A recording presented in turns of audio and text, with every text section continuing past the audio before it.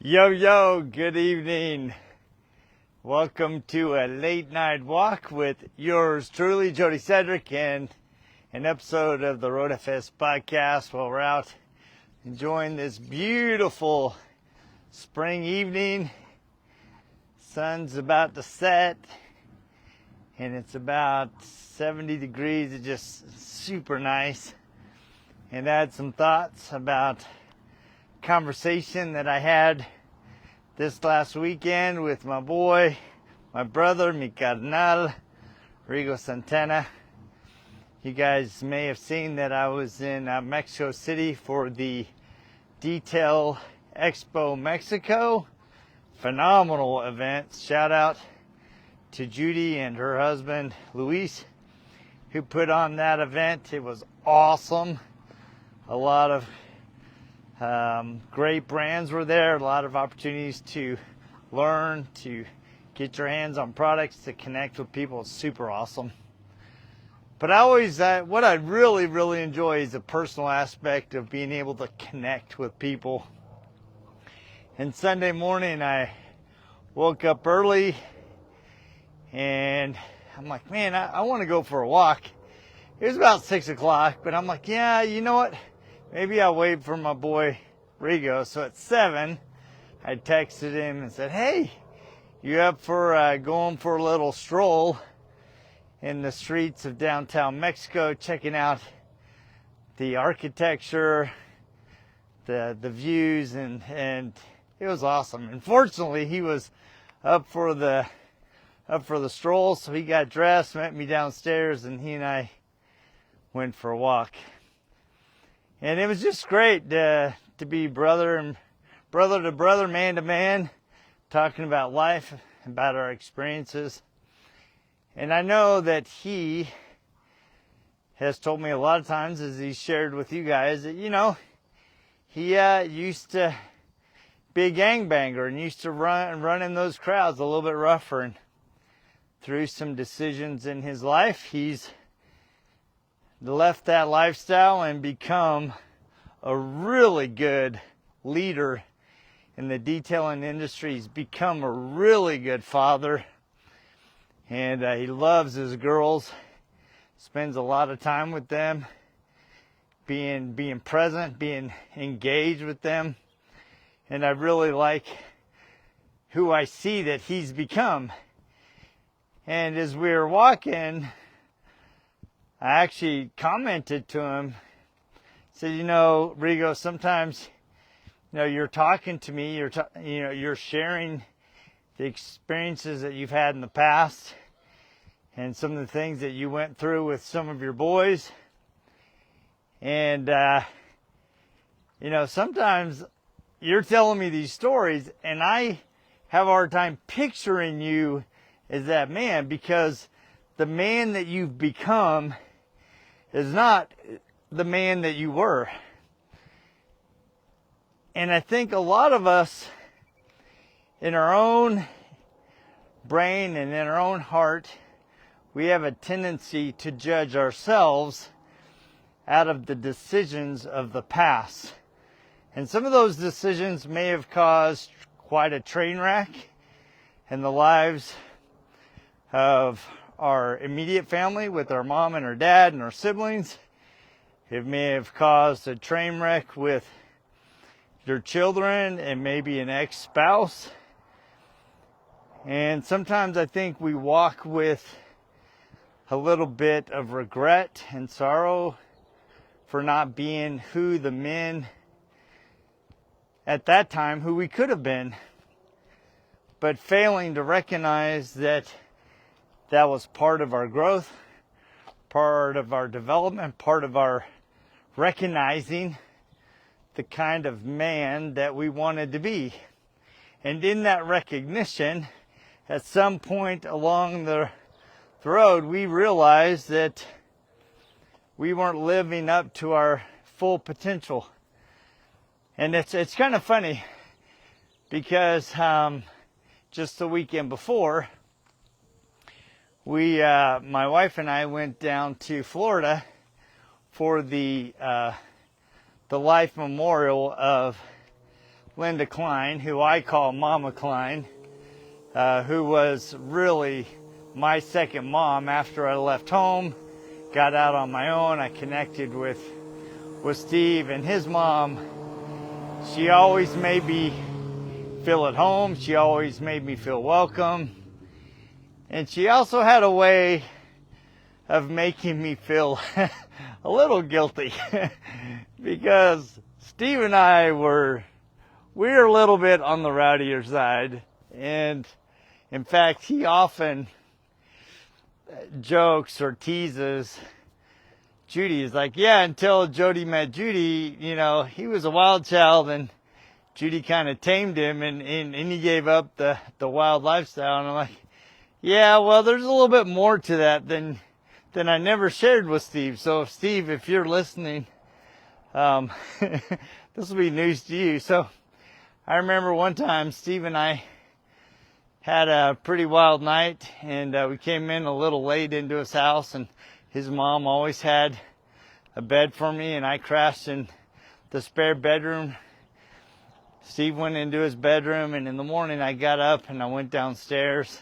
Steve wasn't quite awake, and Mama Klein was sipping on her coffee, and she always looked immaculate. She was one of those Southern ladies that always had to look good all the time. She's sipping on her coffee, and she said, baby, Jody, you know you're like a son to me, and you're not living up to your potential. You're not living up to what you know in your heart is to be true. And her words stung me, and it stung my heart, and it gave me a lot to think about. And it wasn't probably 6 months later that I met Judy.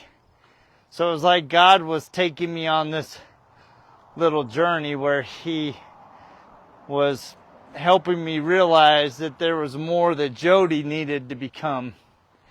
And it'd be easy to look at the past and go, oh man, I could have done this, I should have done that, I didn't live up to my full potential, I let people down. Instead of going, you know what, that was part of my growth. I think one of the challenges that you men may have encountered, especially if you've overcome addiction, you've gone through a divorce, you've overcome anger issues, whatever, right? You've had some character flaw that you have had to work through to overcome, that character flaw caused a lot of pain and disappointment and loss in the hearts of those you loved.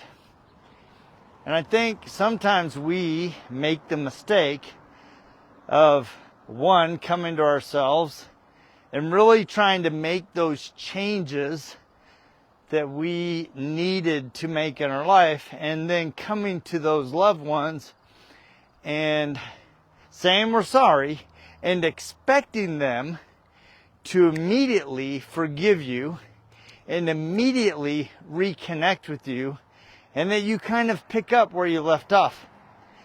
Instead of recognizing that they may not be at a point in their healing, in their heart, in their mind, they haven't reconciled with what happened in the past with the man that they see you today.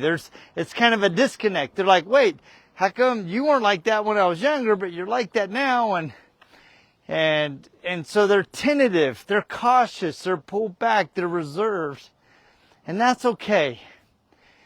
And I think one of the things that we need to learn how to do is to give people space for grace, to allow them space for their healing, right? So you may come to them and you may go, look, I've changed. I've overcome this addiction. I've overcome this tendency to anger. I've overcome this tendency for abuse, whatever, emotional, physical, whatever. And you come to them and you say you're sorry, recognize that there may be years of rebuilding that lost trust, that disappointment, that anger, that sorrow. And that's part of both of your healing process.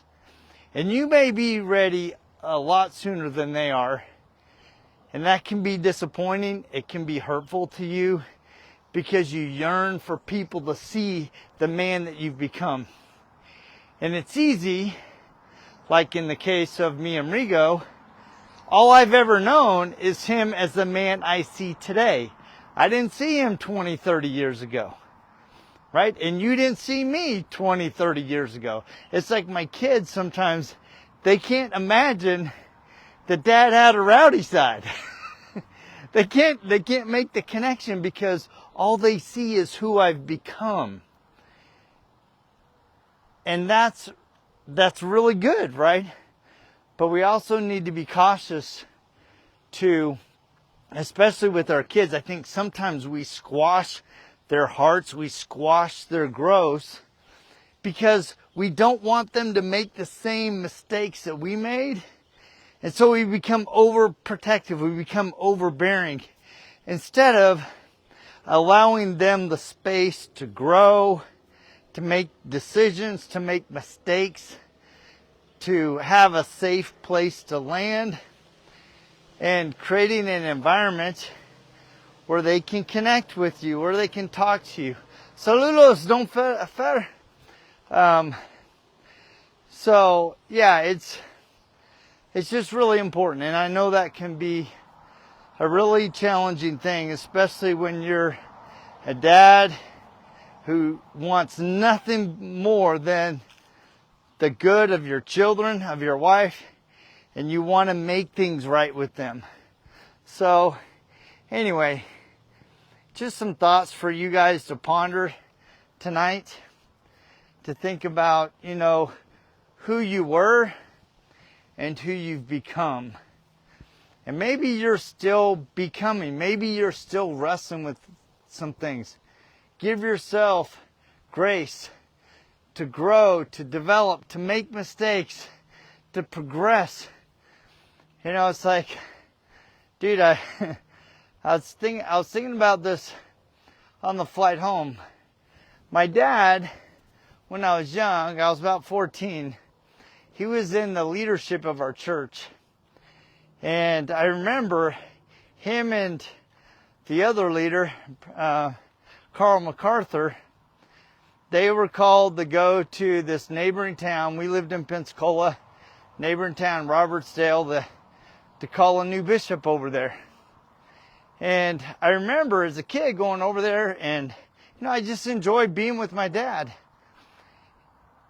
And when it came time for them to announce the new bishop in this little ward over there, this little parish, one of the people in the congregation raised their hand and objected to this person being called to be the bishop. And I'm like, what? That doesn't happen. And so, being young, I don't know all the nuances of what went on, but I do remember the conversation when we went home. So we were driving home, and Dad and Carl MacArthur were talking about what had happened. And my dad said something that really stuck with my heart. He said, the problem that man had, the reason why he objected to this guy being called into the leadership of the church was because he remembered him as a young boy when he was 16, 17, 18, and he couldn't see how the grace of the Lord, the Savior, Jesus Christ, had moved in his life and changed him, and he had become a completely new person. And sometimes we can get stuck in viewing somebody from our experiences in the past instead of seeing the men that they've become by going through the process of change, of forgiveness, of trying to become more than they were yesterday. And it's easy to get stuck, especially when we were hurt by somebody in the past. So anyway, just a couple thoughts for you guys today. I hope that something resonates in your heart and in your mind, because the man I am today is not the man I was yesterday. And I like who I've become. I like who I'm becoming, because it's a continual process. And when we're willing to look ourselves in the mirror and be truly authentic with ourselves and be really raw, that's when we begin the process of healing and of change, and we can become the men that we've always aspired to be. So anyway, thank you guys so much for walking with me tonight. I hope that something that I shared resonates with your heart. If you came in late on the live, I encourage you and invite you to go back and listen to the whole thing. I hope that there's something that I shared that will touch your heart, inspire you to be a better man, a better father, better husband, better partner, better business associate, anything, right? That's really why I do these things, to ignite the fire within us to be better. So thank you guys so much for tapping in. Hope you have a beautiful Wednesday night and an amazing rest of the week. And we will check you same time, same bad channel this next week. Well, actually, it's not the same time because it's a Wednesday. Usually I do them on Monday. But anyway, you get the